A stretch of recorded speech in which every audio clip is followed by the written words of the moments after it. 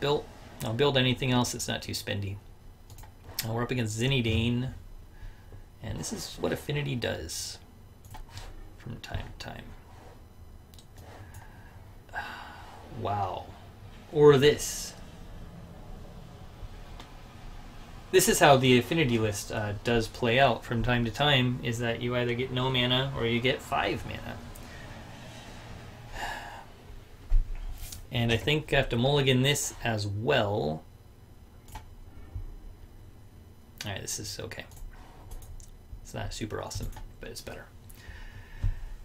This is Iredion's list. You can find him easily on Goldfish. He's probably the winningest Affinity player in Pauper. I've played against him a number of times, and he's really, really good with this deck. Unlike me. So, but it is his list, so knowing how good he is with the list, I have confidence in his faith to put together a good one. But our Mold of 5 is going to be rough on us. Oh, it's Mono Red Heroic. Ah, look at you. Alright. We got a 2/2 for 1.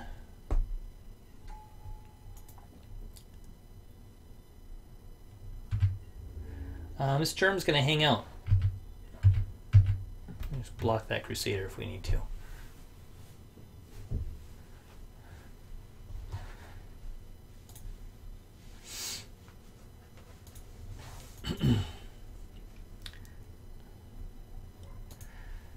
Yeah, not a very good starting hand for us. We went to 5, but we'll see if we can pull it out anyway. Affinity's pretty good about just building up and making stuff work. Now, we got no red mana on top of that, so good for us.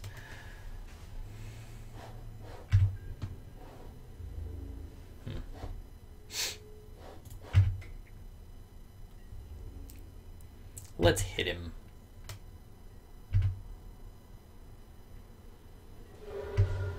I don't know what that accomplished, honestly. Obviously getting him from 20 to 19 is what it accomplished, but I don't know if that was worth it. Okay, my friend. Ah, interesting. Blue-red heroic. Oh. It's Delverfiend with Crusaders. I am standing. I have a standing desk. Which means I sway back and forth and jump around. So I apologize if that's distracting.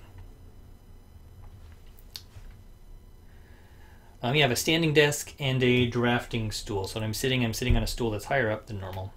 And I also get to stand at my desk, which is nice. Okay, so red... We can fling things into a Kiln Fiend. We can get an Atog.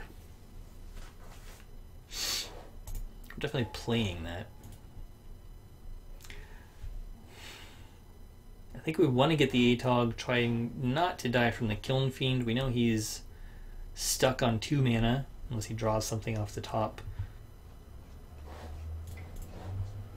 Atog is scarier than Kiln Fiend when it comes to 2-drops. Most of the time.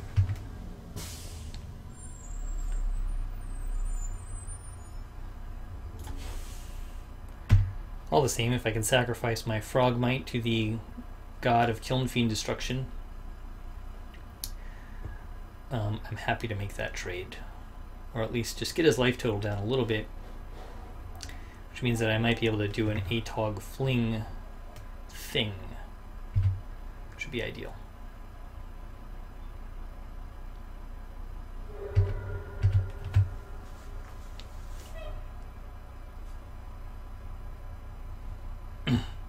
Is my standing distracting? Or are you just wondering why my torso got longer?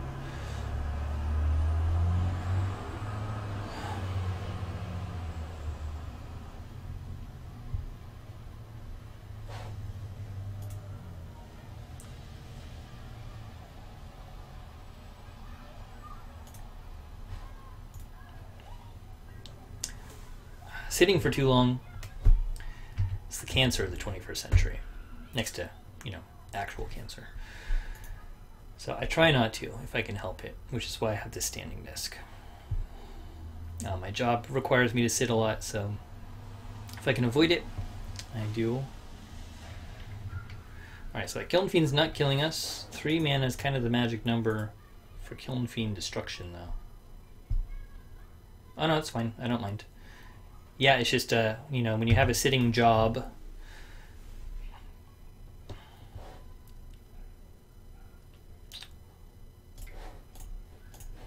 let's grab a star.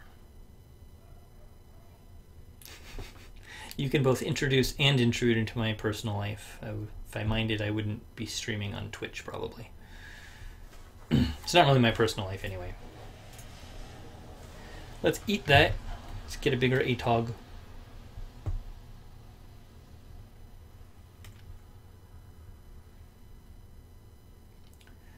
You can do that. I have that at the actual office. This one's just set up. Alright, fine.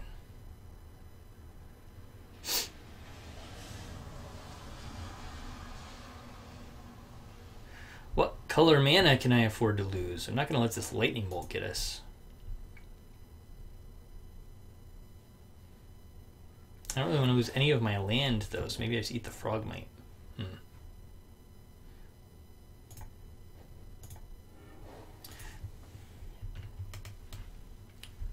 I could have eaten the Flare Husk, of course, but I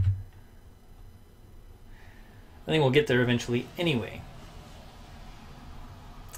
Yeah, I like a sit-stand desk. They're too expensive for me to put here, which is my home office. Which is why I just have what I have.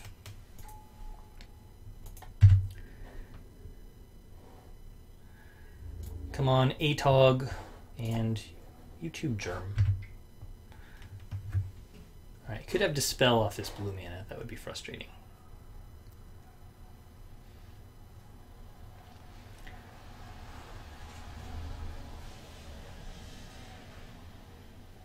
I assume that he blocks the ATOG with the Crusader. No blocks. Interesting.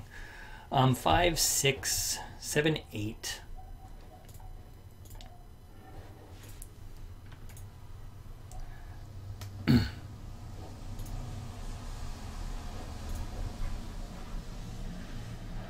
We can eat this.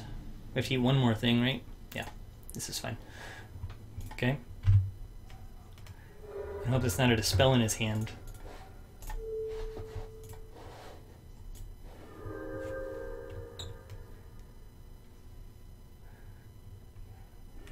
Yay! Mold of 5, still win with Affinity. Cancerific, I got to win for you. Alright. Now what? Doomblades.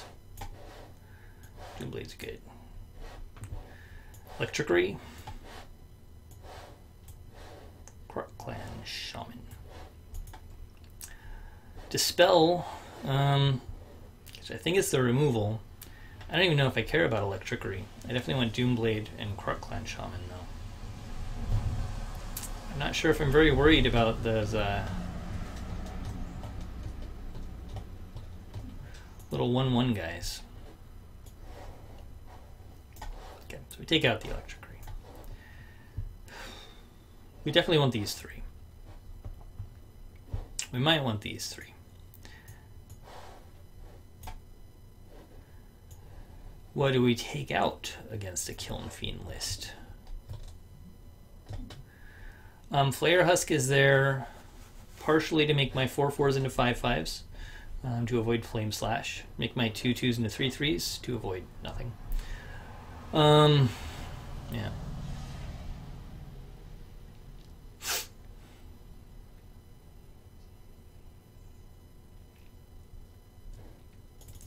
Take out the Wellsprings, keep the Prisms, keep 2 Prisms. Take out the Flare Husks.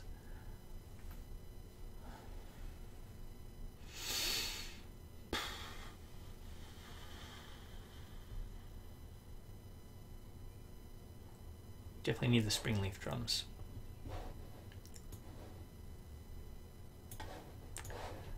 kind of need the Prism because I'm bringing in black, so I feel bad about taking that out. Right. Take out 2 Thought Casts just because they're a little too slow. I think that feels pretty good.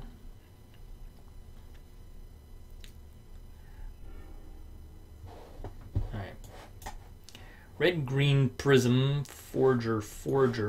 We've got 4 4s and guys and a Galvanic Blast. We'll keep this. Cool. 3 or more artifacts for them. Alright, I like this hand. It's much better than our last starting hand. It's not out of the gates 4 4s all over the place on turn 2, which Affinity can do. But it's perfectly acceptable. And we'll just play Furnace and leave up Blast. Depending on what he does, next turn will just be Prism, so that when we play our Forgers, it'll be 4 4s instead of Lightning Bolt worthy 2 2s. Kiln Fiend. If he has a mutagenic growth, I'm going to feel stupid about blasting this guy right now. Otherwise, I'll feel really great about it.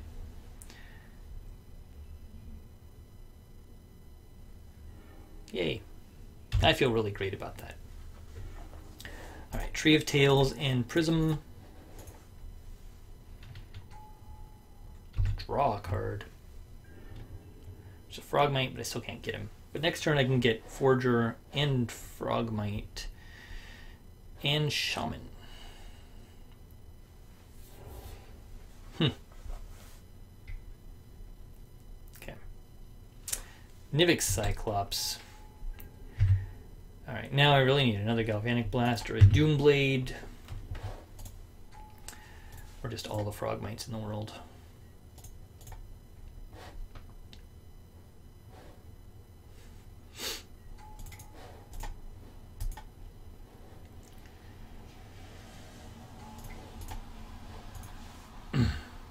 Okay, well. So here's the interesting thing about playing against Affinity, is that they often have all the colors of the rainbow on their blocking team. Artifacts, no color at all. Green, red. So Apostle's Blessing, which is commonly used to protect your things like Cyclops and make them unblockable, becomes much less good because it gives them protection from a color or artifacts.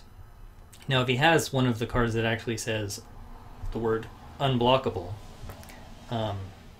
that's much more challenging. But if he does not have those, then it's going to be hard for him to get through. Ooh, I like this guy. I like him with his hidden strings, I do.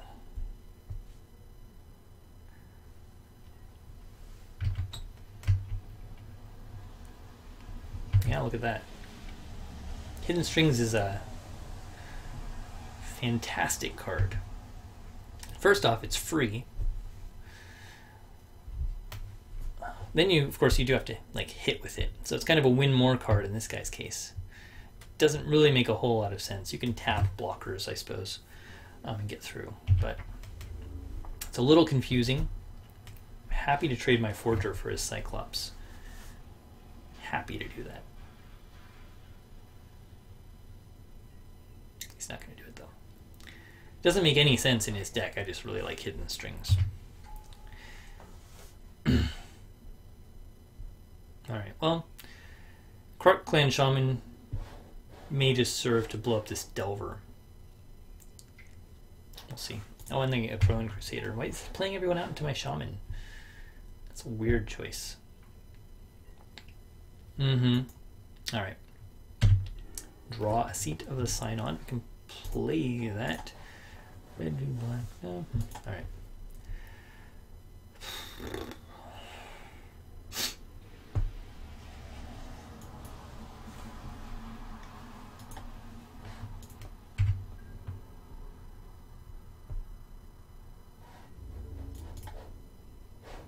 If I can do 2 damage to this guy, I could kill him with 2 activations of Krark Clan Shaman.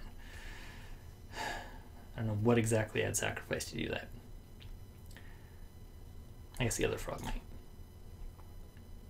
And 1 Tree of Tails. That's our plan.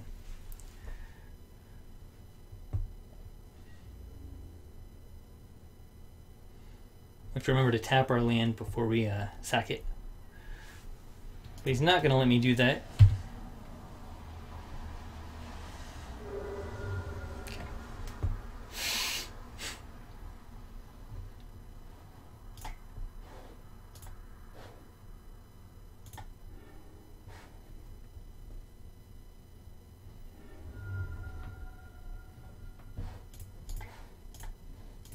So we'll do that, get the Forger, get the ATOG, go down to 0.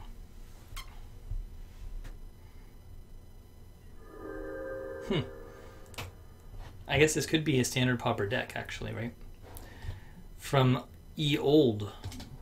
This is an old standard Pauper deck. He does have Artful Dodge.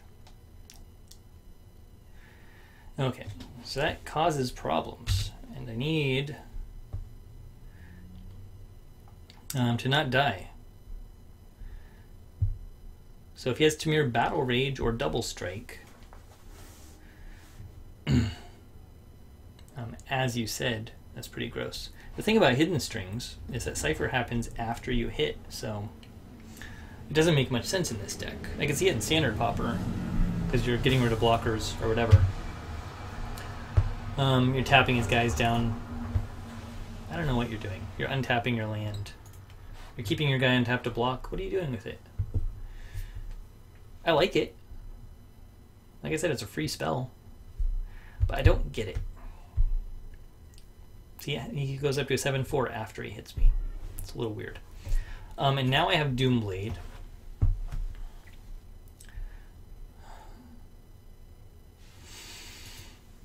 But the fact is that he has to block the ATOG, right?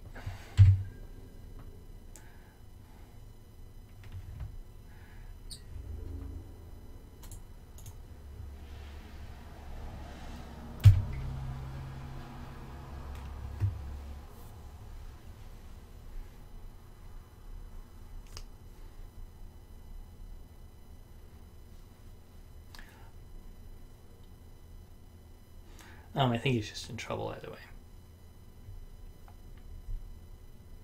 I want to see what this card is. And then I want to Doomblade him, but we win. That's just a lot of guys. It's a lot of 4/4s and stuff with Doomblade backup to deal with for Affinity. So let's look at the clock. Yeah, 4:15. I'm glad we could get an Affinity match in, but we're done for the day.